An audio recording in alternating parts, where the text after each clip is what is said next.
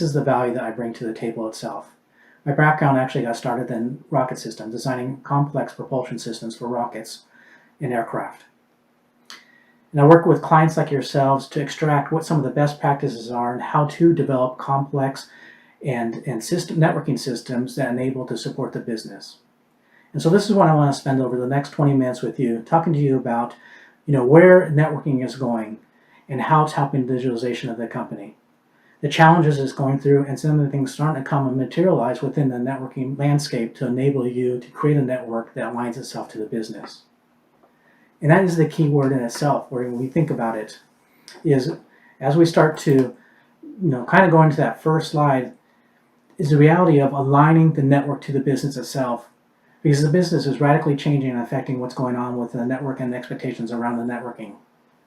And in itself is when we think about it, is that companies are digitalizing to be more agile, to more reflective of the clients they're serving out there. And for example, agile, innovative companies grow revenue 37% faster and 30% higher in their profits than their peers do.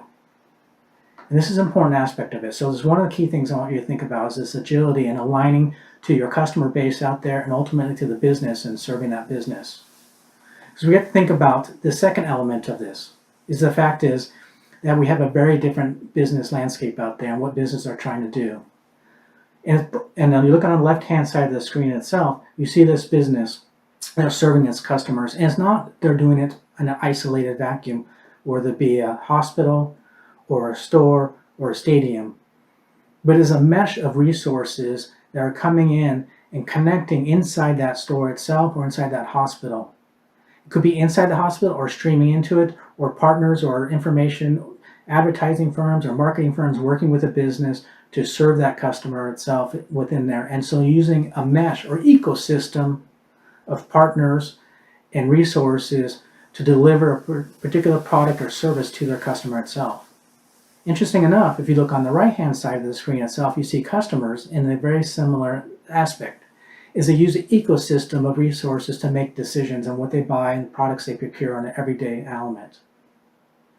And so when we think about this, it's very different than you look 50 or 100 years ago, where there was very little input into what someone was buying at any moment in time. They didn't have a mobile phone that they could look up prices, or they could look at where they're at in the store, and they could look at inventory levels, or they can find an associate to ask questions, or even inside of a hospital to get all the information, whether it be insurance or the particular doctor or the symptoms, and verify what's going on in this and inside the hospital or inside the examining room, and getting the information that they need in that moment of time. And so very similar, we have this ecosystem of resources helping that customer decide on the products and services they want at that moment in time. It has to be as quickly and as responsive in that environment itself. So when we think about this element and we start to look at it, and we go into this next slide, is the realities are the same things happening on the technology side. The technologists within inside the business are using the best set of resources to deliver technology services to help them digitalize the business itself. And we look at cloud in itself, is the fact is you're looking at infrastructure as a service, software as a service, platform as a service, DR as a service out there. And no longer is it about having one location, one data center, one linear way of delivering things, but now you start to see a very complex set of services coming in to help the business out. Internal, external, public, and private. But this is also fundamentally changing the way we think about the next step in this world as we climb from the business to technology and to the applications and services is that these applications are being built in a very different manner itself. We saw virtualization change from these monolithic applications into these multi-tiered ones sitting on VMs within a data center. Now cloud is fundamentally changing applications in those tiers as well and breaking them into microservices. And you're seeing application developers look for the best platform to host that microservice. It may not be the same one. So as you start to look to the right side of the screen, you see this fabric of connections, this ecosystem of resources and technology resources serving the business, serving the technology, serving the applications out there, and developing, in essence, this ecosystem is a fabric of connections that we're starting to emerge within the technology side itself. And so when we think about this element of it, is It's not just what's happening in the data center. It's not just happening what's in the cloud. But the same thing with IoT is fundamentally changing what's happening on the other edge of the business itself. In a data center and a cloud, we have these microservices, east-west traffic talking to each other, the need for encryption. The same thing is happening within that hospital, within that retail store. We're seeing the world where it's not just northwest traffic. It's just not about a PC talking to, and the PC is using an email system talking to an email server in the background. Now we have light bulbs. We have door locks. We have light bulbs talking to each other. We have door locks talking with light bulbs, and when someone's in a room, the light bulbs, turn off. There's no one in the room itself. Working with security locks, knowing that people aren't there to secure things together. Now you start to have this interaction within this site itself. And interesting enough, now it's not just about fiber or wire connections and Wi-Fi. We start to see companies leveraging Zigbee and Bluetooth and other wireless low-power connections, as long as 5G and NB-IoT. And see, we have a very different world out there, and we start to see within these environments a fabric of connections inside of a hotel, inside of a manufacturing plant, inside of a retail store. Discussions of traffic and sharing of data between devices.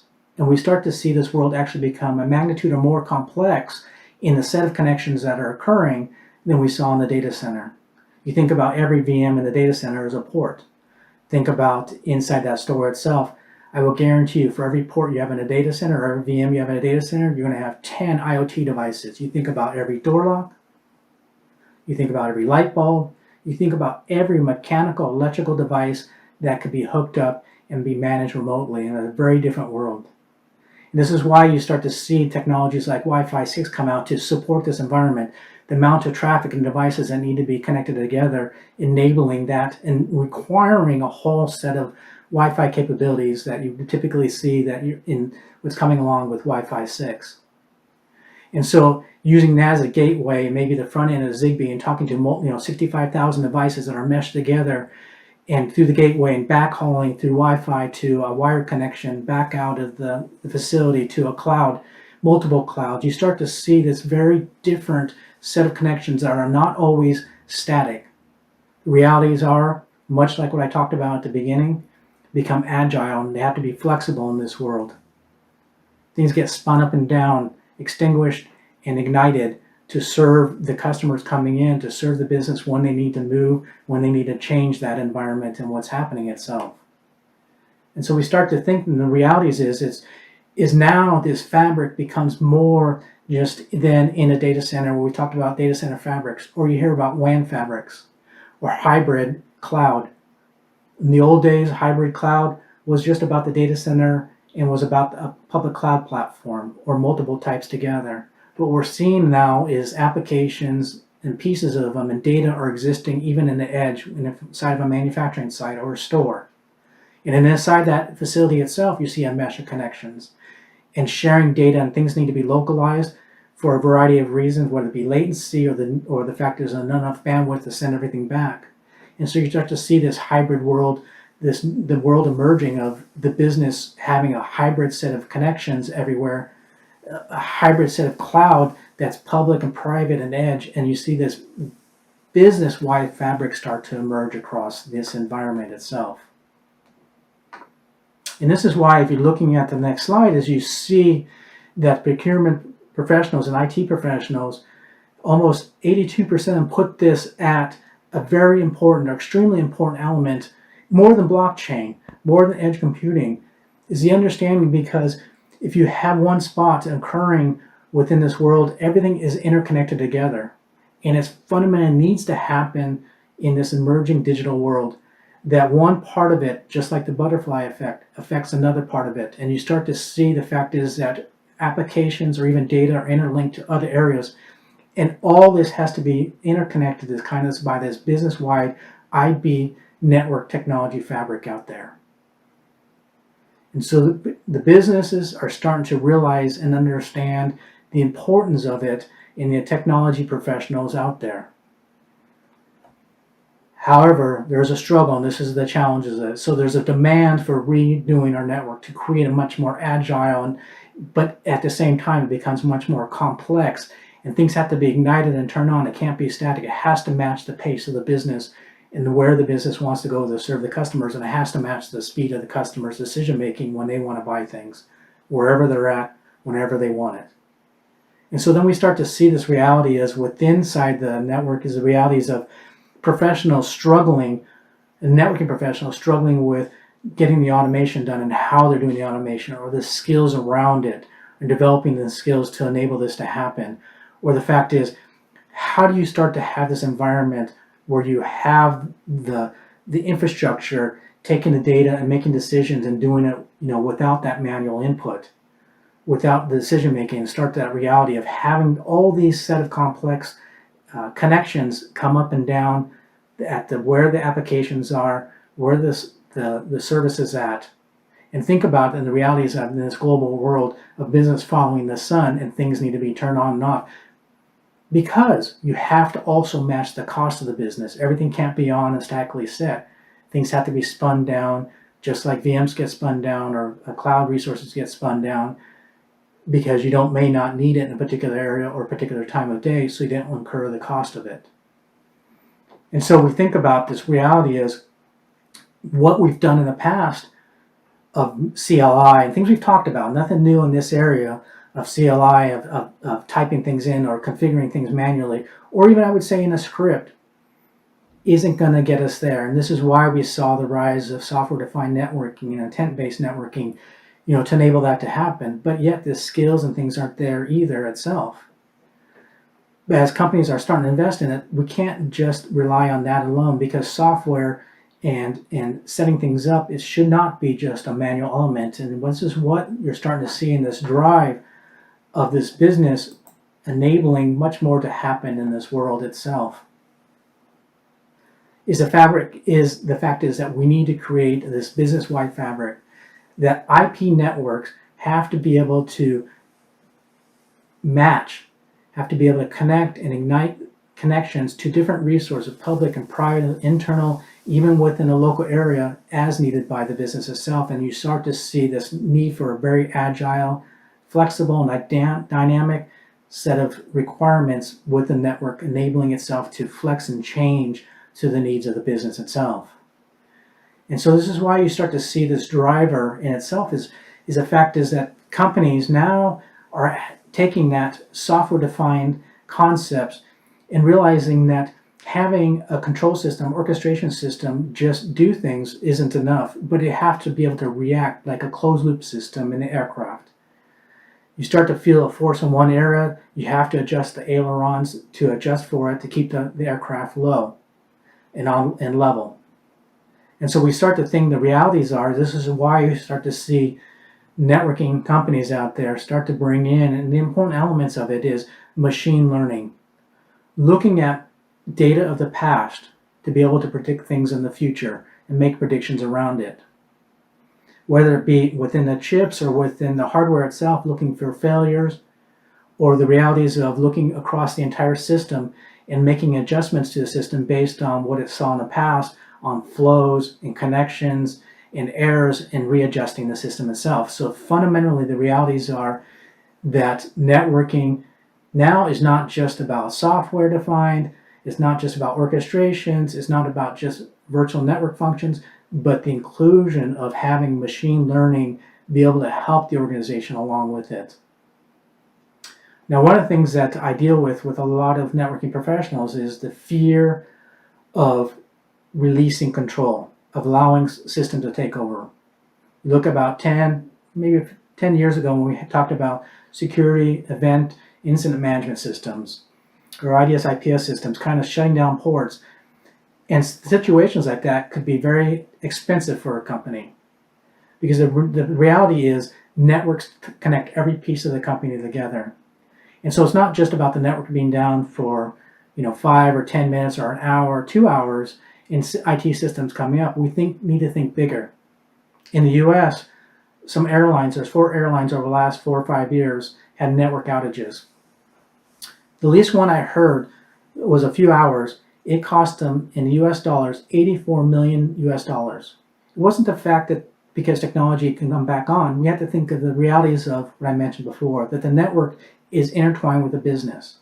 And so when the network went down, it means rerouting aircraft. It means spending the next 3 to 5 days rerouting customers because the aircraft wasn't in the right spot, and rebooking them and paying them fees or penalty fees, and giving them free seats on planes because of the error of the airlines itself.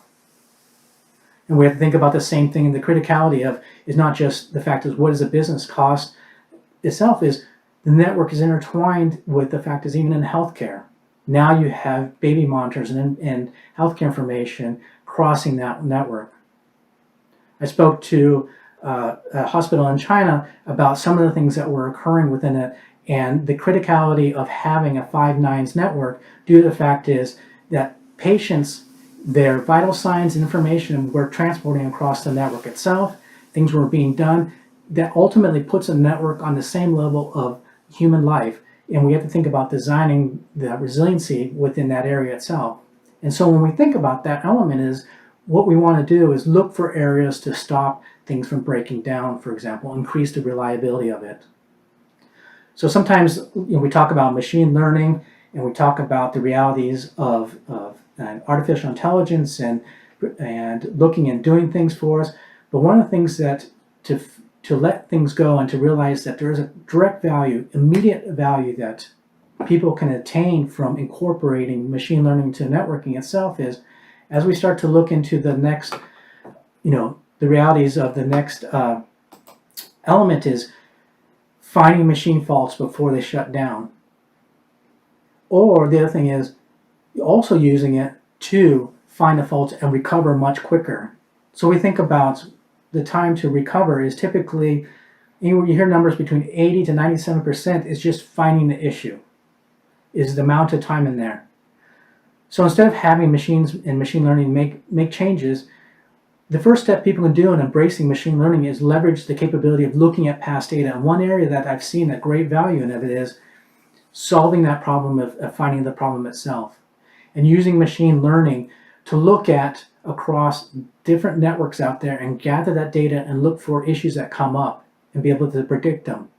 And one of the things is make suggestions to networking professionals, hey, update the firmware on your routers, because we've seen that the older firmware level, if certain incidents occur, there's a certain level of boundary conditions that enable a certain situation to arise that the network will collapse.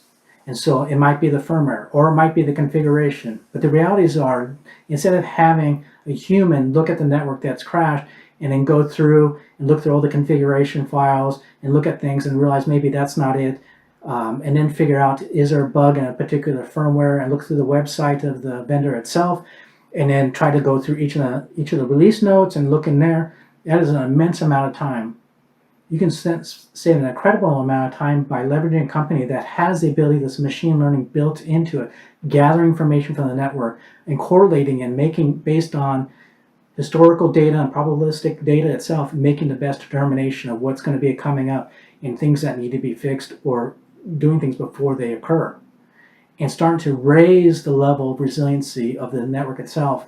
But at the same time, we start to think about that is when you start to raise the resiliency, you start to be able to take the shape of making the network a little bit more agile because it starts to make changes based on what it has seen in the past to serve the business or to serve the customer out there.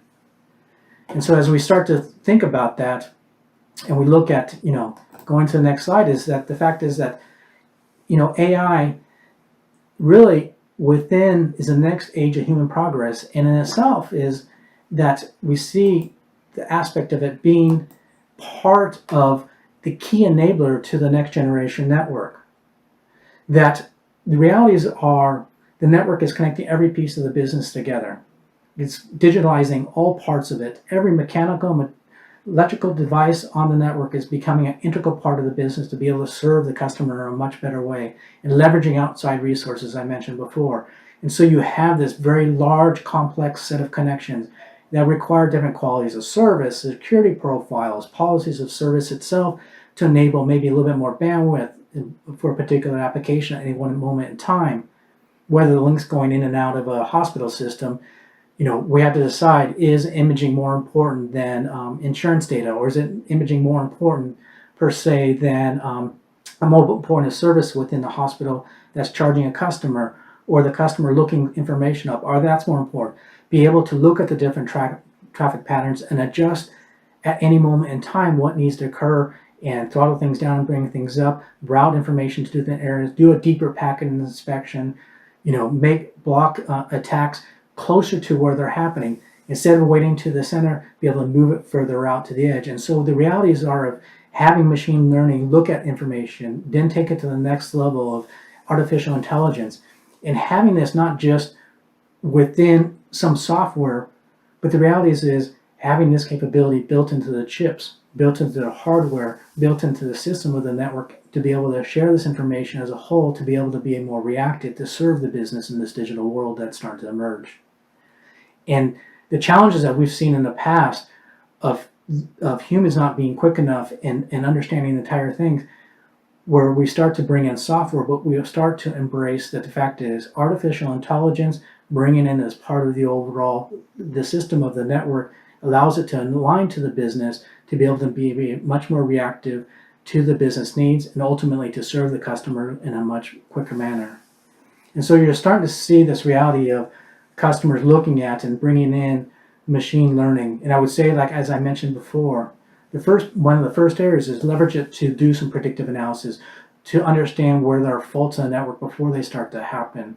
Leverage that time that can be gained to use that moment and the resources that are gained from that knowledge of looking for things, and taking that human time and build out the skills, build out the higher sophistication, and then use that and bring in more intelligence and more capabilities and more software into the network. So you start to see the realities of I never have enough time, or skills aren't there, bringing something in to help you save some time, and then leverage that to create a more sophisticated system in itself. And so, as I mentioned before at the beginning of the session, is what I wanted to do over the last 20 minutes was talk to you about. The fact is, the network is mirroring, it's becoming intertwined to the business itself. You can't distinguish one or the other. It's becoming such a business asset. And the reality is what we did in the past won't help anymore, because everything's interconnected, and so we need to bring in software, we need to bring in orchestration. But the realities are also is an integral part of what's going to be changing for that next generation network is machine learning and ultimately artificial intelligence to help the network reconfigure and be flexible and agile for the business itself. So hopefully this has been helpful. Again, thank you very much for your time, and thank you to the Huawei team for inviting me to be part of this. Have a great day. Hello everyone, welcome to IP Club. Next, I will share with you the 5 key technologies of Huawei Enterprise ADN. But before that, let's briefly look at the challenges facing enterprise networks. Enterprises are going digital. As a key infrastructure for digitalization, network must be reliable, agile, and scalable. These are key to the digital transformation. The future enterprise network will include 2 parts, access and backbone. To the left of the regional POP is usually the access network, providing access for campus, branch, external organizations, and IoT. To the right of the POP is usually multi-region and multi-cloud interconnection, including edge, regional, and central cloud. Although the logical architecture is simple, in reality, it is a huge heterogeneous and multi-vendor network. The O&M costs far more than the device purchasing. The top issues are as follows. First, network silos, which leads to services separated from network, messy work orders, complex configuration, and inefficient O&M. Second, heterogeneous and multi-vendor networks, which leads to problems like dependence on expertise, long review periods, inefficient verification, and errors from manual operations. Third, services and networks are isolated. As a result, the network cannot support effective NAS operations, be it single domain or cross-domain. Despite many network metrics, alarms, and logs, administrators still cannot provide precise service assurance. Fourth, no end-to-end network visibility and analysis, resulting in poor network experience. Network faults are discovered first by services and users and cannot be quickly located and rectified. To address these challenges, Huawei designed the autonomous driving network solution iMaster NCE, featuring digital twin, end-to-end intent-driven, and intelligent decision-making. First, intent-driven. Throughout the network lifecycle, users can use simple business language to control the network. Second, intelligent decision-making. iMaster NCE can propose solutions to support users' decision-making. For example, in service provisioning phase, it can recommend networking and configuration. During troubleshooting, it can provide root cause analysis and rectification suggestions. Third, digital twin. iMaster NCE's core capabilities include multi-layer modeling and big data-based KPI management for physical device twins across the entire network, and two-way mapping between physical network and its digital twin. With ADN, customers can achieve 5 transformations. Number 1, from network-centric to intent-driven, minimizing dependence on network details. Number 2, from automation based on a preset model to multi-layer model-based automation. Number 3, from manual verification to sustainable assurance, with pre-event simulation, post-event acceptance, and continuous business intent assurance. Number 4, from passive sensing to intelligent proactive monitoring and analysis. Customers can sense issues before they impact services and quickly analyze them. Number 5, from manual design based on expertise to intelligent decision-making. Next, I will introduce the 5 key technologies underpinning our ADN solution: intent-driven, network calculus, intelligent monitoring, analysis, and decision-making. The key to being intent-driven is to convert users' business intents into network models, which involves 3 aspects. First, intent abstraction. In enterprise networks, most intents are related to interconnection between users, endpoints, and applications. The intent model needs to abstract the requirements throughout the network lifecycle and support scenario-based customization. Second, intent conversion. High-level business intent needs to be converted to network models and solution recommendation. This relies on 2 key capabilities. One is intelligent recommendation, based on modeling algorithm and adaptation engine. The other is online-assisted design, based on digital twin. When recommending a solution, the platform also provides a sandbox for visualized simulation and modification to help users quickly assess and finalize the solution. The third aspect is a rich vendor-independent network model repository. This is the basis of intent and automation. It includes enterprise network automation models, vendor-independent NE abstraction models, third-party models, and user-defined models. Next, let's take a look at network calculus and the key scenarios it addresses. Essentially, we model the network configuration, resource, and forwarding to form a virtual network that resembles the real network's behaviors. On this virtual network, we use formal verification, a mathematical method, to verify if the network can satisfy the SLAs, such as connectivity, isolation, routing path, forwarding, policy consistency, latency, and packet loss. The key use cases include: during intent design, verify the solution in advance to ensure that new intents will not impact the operation of the existing network. After intent is deployed, verify to ensure the network is running as intended and to detect anomalies before they impact services. And virtual network verification of single domain and multi-domain and hybrid cloud scenarios, which can be automatically decoupled from production networks. Next, I'm going to introduce 3 key steps of network calculus. Step 1. Use NE and network modeling to create a control plane model of the virtual network. Second, Step 2. Use configuration simulation or data plane lightweight simulation algorithms to construct the forwarding plane on the virtual network. Step 3.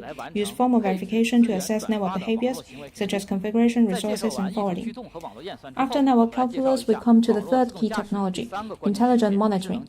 The goal is to digitize the whole network throughout its life cycle to support one-stop management of network planning, construction, maintenance, and optimization. I'll use 2 examples to explain.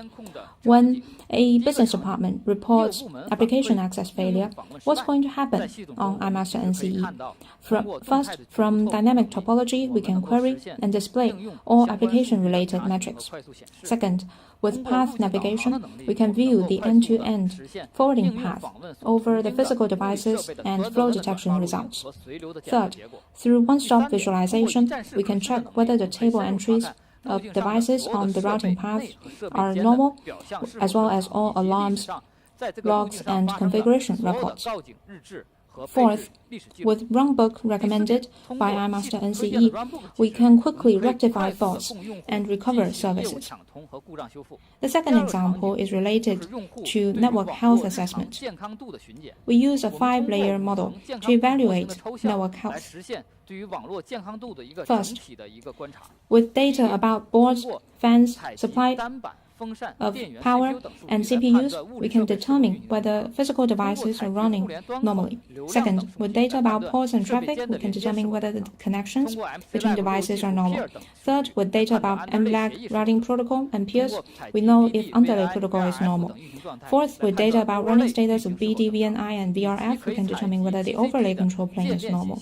Fifth, with data about TCP link setup, we know if service forwarding is normal. To achieve intelligent monitoring, two capabilities are needed. First is digital twin. It is model-based and data-based. It is real-time mapping of the real network and is traceable. Having a unified model for the entire lifecycle is crucial. The second key capability is the front and back-end technologies of high-precision digital twin map. The front-end technologies include intelligent search, multi-layer drill-down, path navigation, and one-stop visibility. The back-end technologies include topology generation engine, layer overlay engine, and dynamic import of third-party model topology. Based on the intelligent monitoring, we have brought in knowledge graph-based intelligent analysis to further improve O&M experience. Through modeling, we can turn the abstract network concepts into specific instances of object model. With telemetry, we can collect KPI metrics, service flow data, configuration data, exception log data, and apply machine learning algorithms to quickly detect abnormal features and correlate them with object models. In Huawei, we have a fault testing environment. Faults that have happened on live networks are injected. We use expert experience to train and iterate the models to discover fault patterns and generate knowledge. The knowledge generation and inference engine can then help us quickly locate faults. After intelligent analysis, the next step is to assist users in making better decisions. This is a turning point for ADN, turning from manual to machine-assisted decision-making. Based on intents and real-time network data, decision, calculation, implementation, and feedback form a closed loop to support quick decision-making. There are 4 key capabilities behind. First, cloud premise synergy. We have unified network knowledge model and standards to transfer knowledge and data between cloud and premise, and continuously improve knowledge and algorithms. Second, feasibility analysis. Multi-dimensional association evaluation tree can help identify alternative solutions. Third, impact analysis. With a multi-dimensional evaluation system, we can use network calculus to understand the impacts of the alternative solution on the network and services. Fourth, decision recommendation. The decision-making model can analyze all options and recommend the optimal solution.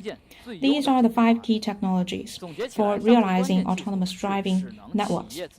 We will continue to optimize simple and intelligent user experience and provide an intelligent decision-making system based on digital twins to provide customers with the best network experience.